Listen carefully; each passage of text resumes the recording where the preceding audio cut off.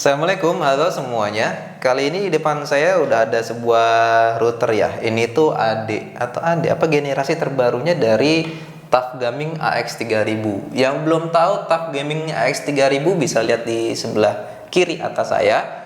Jadi saya tidak akan membahas yang ada di sebelah kanan. Jadi saya akan membahas yang ada di sebelah kiri, yaitu ET-AX82U atau AX5400 dual band. Kayak gimana? Yuk kita review after bumper.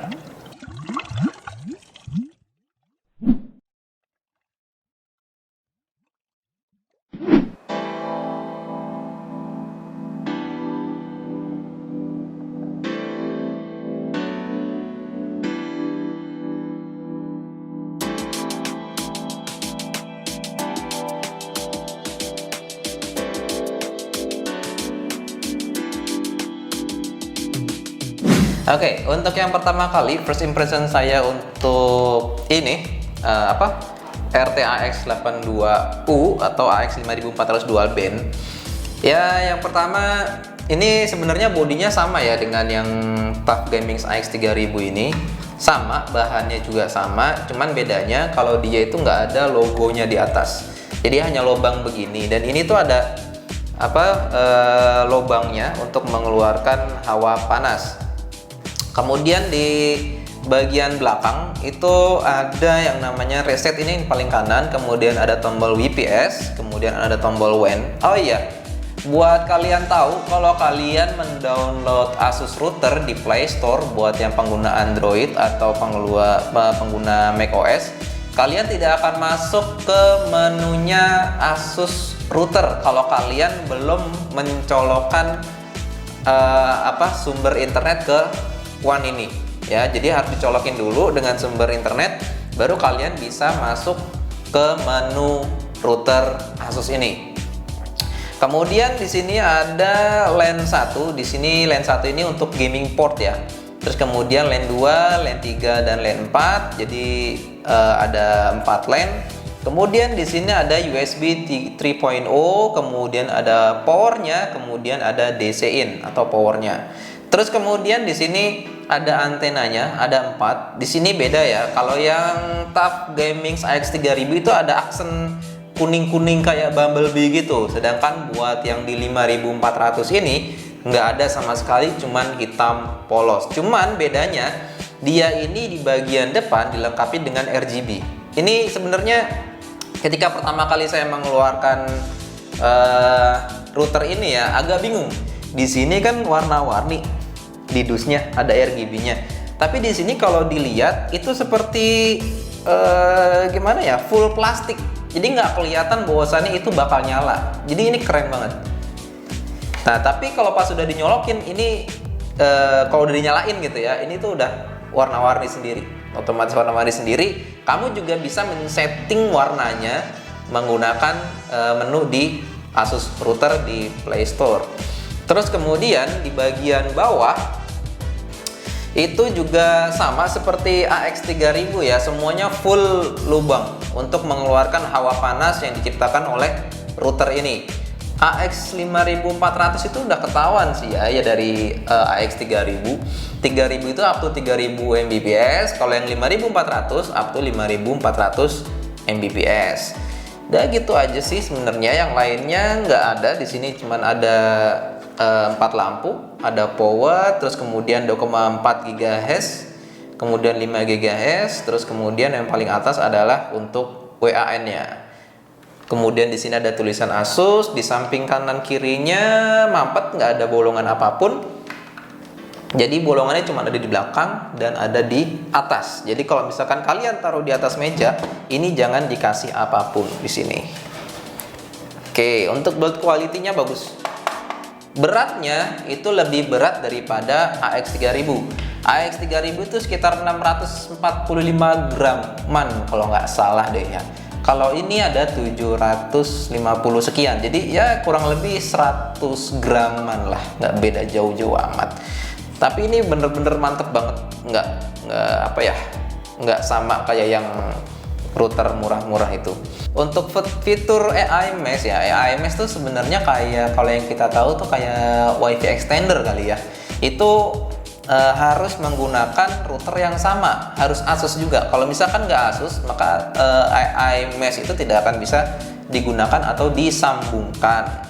Terus kita lihat dulu dusnya di depan seperti ini. Terus kemudian di sini ada 160 MHz bandwidth for ultra fast WiFi speed. Jadi maksudnya ini tuh dia memberikan bandwidth yang besar.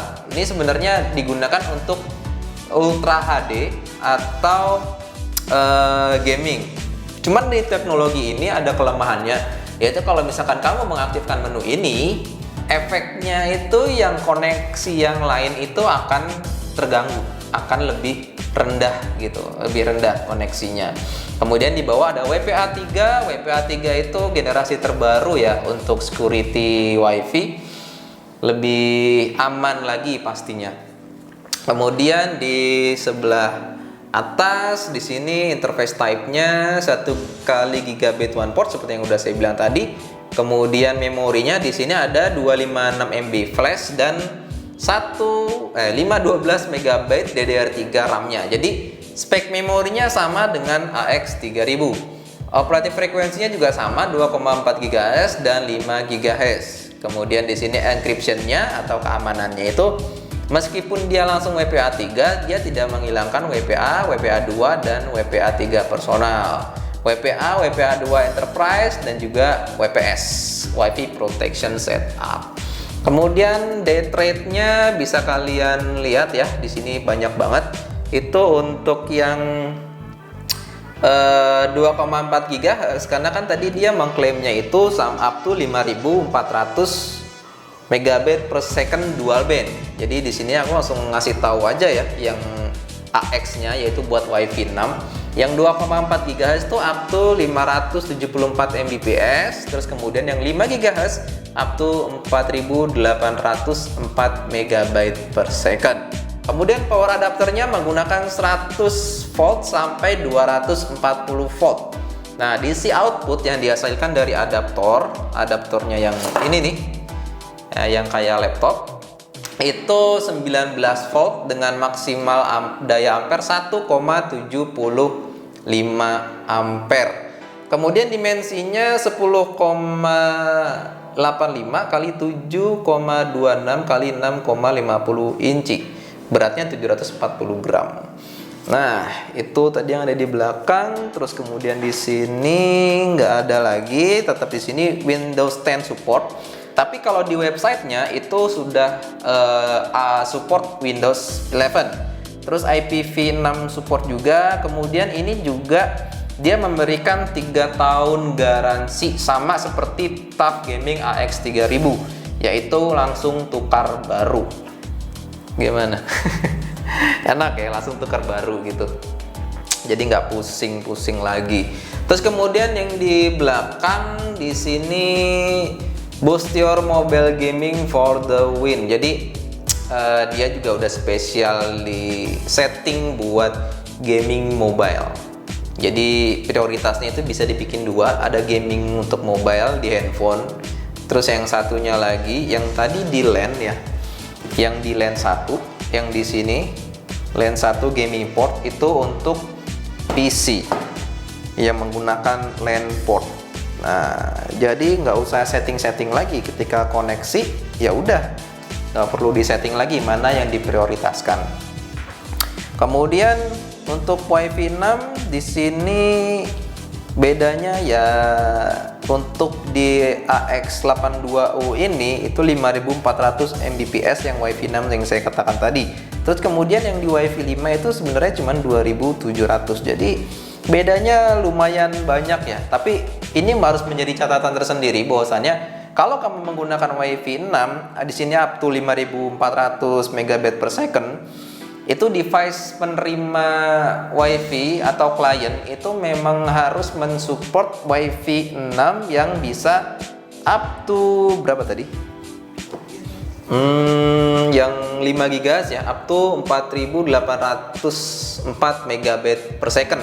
Jadi kalau misalkan device kamu bisa 5 GHz tapi kurang dari itu tetap bisa connect, cuman tidak bisa menikmati yang up to 4804 megabit per second. tetap bisa dipakai, bisa, aman. Kemudian di sini juga commercial grade security-nya. Jadi ini yang bisa dibilang bonus ya, bonus security WiFi seumur hidup. Jadi kalau misalkan kita antivirus yang saya bilang di ketika nge-review ini, di antivirus itu kita berlangganan bulanan atau tahunan, tapi di sini Asus memberikan gratis buat kamu. Kemudian untuk menu parentingnya gimana nih buat di AX82U? Tetap ada, tetap sama aja kayak gitu.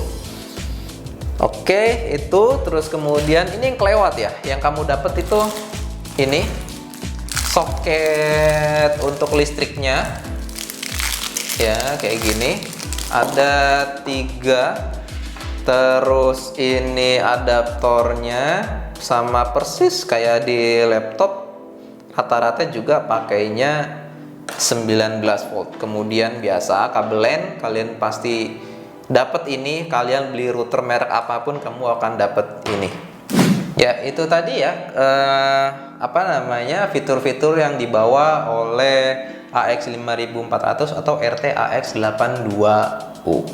Nah, jadi sebenarnya recommended gak sih? Mendingan pilih mana? Antara AX5400 atau AX3000? Sebenarnya tergantung kalian ya. Kalian tuh membutuhkan Ultra HD streaming dengan gaming yang membutuhkan bandwidth yang begitu besar, atau 3000 aja cukup, boleh pakai 3000 aja. Tapi kalau menurut kamu saya kurang deh di 5 GHz nya ini ya, kita harus lebih banyak lagi gitu, lebih besar lagi bandwidthnya, kamu bisa menggunakan Asus ini. Terus kemudian ini mungkin yang biasanya pakai router biasa ya, itu emang jangkauannya agak luas tuh. Ada yang komen kemarin dia pakai ini AX3000 jangkauannya kurang luas gitu, tapi malah kalah sama yang biasanya gitu. Nah, biasanya itu pernah nggak sih kalau kalian koneksi ke WiFi-nya dia, ada nih tersambung WiFi-nya, tapi susah banget nyambungnya. Datanya itu nggak kebuka-buka, padahal nyambung sama WiFi router itu. Nah, bedanya kalau ini nggak begitu jauh, jadi dia ini menghasilkan sinyal WiFi yang real.